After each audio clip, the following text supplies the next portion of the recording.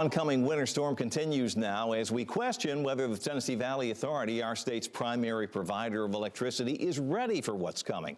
4 years ago, it's hard to forget, we had rolling blackouts that left thousands of people without power during one of the coldest snaps that we have had in years. Joining us now, well, with what's changed since then to avoid a repeat of history, is the TVA's Adam May. Adam, great to see you. Thanks so much for joining us. Yeah, thank you for having me. Let's start with the biggest question. Is TVA prepared for the demand that this storm and the bitter cold temperatures that are forecast for next week on the backside could bring?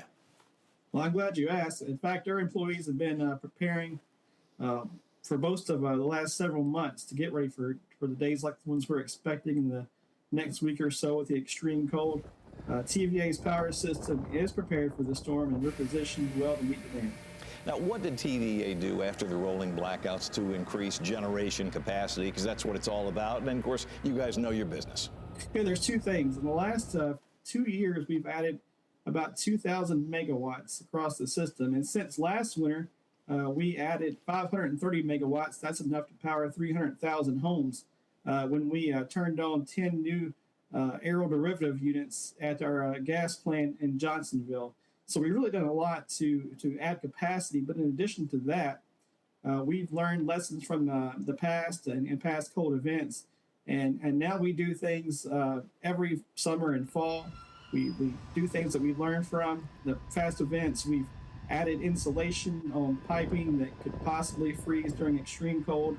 We've added heat tracing on sensitive equipment, so that keeps it from freezing.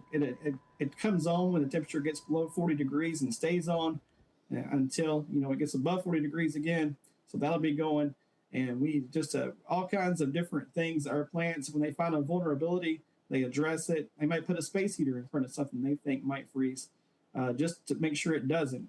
Anything we can do to prevent freezing, we do. So to make sure that all of our plants are going, we're at full capacity during events like what we're expecting. Now, anything else that people in our area should know or should do as it relates to using power and expectations that you would want us to know as we head into this storm? Yeah, we have tips for helping people save money on their power bills. There's a federal recommendation to set your thermostat. I think it's at like 67 degrees. I know some folks are not going to do that, and I understand that. But I would just advise, set it as low as you can and still feel comfortable if you want to save money on your energy bill. Adam May with the Tennessee Valley Authority, thanks so much for taking the time. Yeah, thank you for having me.